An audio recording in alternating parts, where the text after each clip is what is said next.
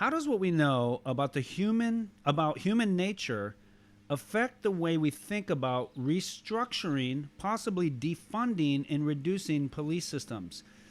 Okay, I'm going to there's a little more to the question. I'll get there. One point of clarification. This whole idea of defund the police, it's tricky and it's confusing because people mean different things. If you go way progressive, radical, even left, defund the police means get rid of them, abolish. Like, I mean, there's articles you can go out there like, yes, we literally mean abolish it, get rid of it. It's a cancer. Like, and that's been their a lot of groups' mantras.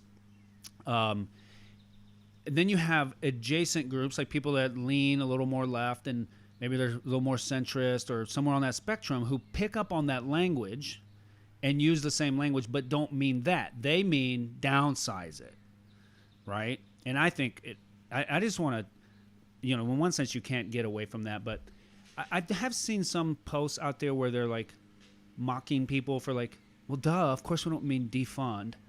Like, it's like, well, that's just understand why that might be confusing the way it's being phrased. And it is borrowed. That's part of that language is actually borrowed from a further left position. There are people that want to abolish prisons, abolish police, and in fact, not just left. There are people on the right. So if I listen to some libertarian guys who are like, finally, we have some common ground. Ultra libertarians who say we need to abolish the state. If you're a libertarian, like, you have a big problem.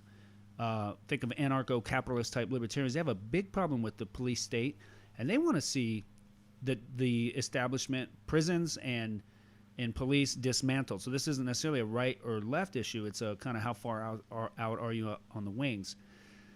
So defund the police. What do you think of that as a possible solution in terms of actually abolishing, like getting rid of police officers? Yeah, I mean, I don't know what the alternative is. I haven't read enough on this. What is the alternative to not have police officers at all, of any kind?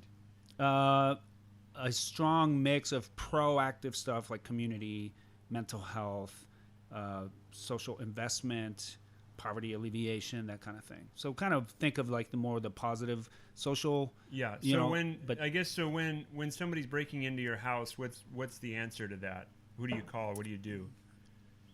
Well, that's the question, isn't it? Well, yeah, that is the question. So that's what I'm asking. Yeah. Well, what do we do? Like, I really don't know. What's the alternative? So are they saying we'd have a system that, hey, your neighbors are so awesome and they're so buff and they're so able to help you, they're just maybe gonna walk eventually over and help? Or well, no, eventually, I guess I think it's a bit utopian. Right. There's a sense There's of got to be some sense of idealism in there. Yeah. If we invest enough in the community, these things won't happen. And again, that's frankly humanistic. Like it's a. And here's the question: saying, given what we know about depravity, right. I would say it's an untenable. I'm more than willing and agree with having conversations about scaling back the power of the state. Right. I guess I find myself kind of libertarian in that way. It's probably an overreach.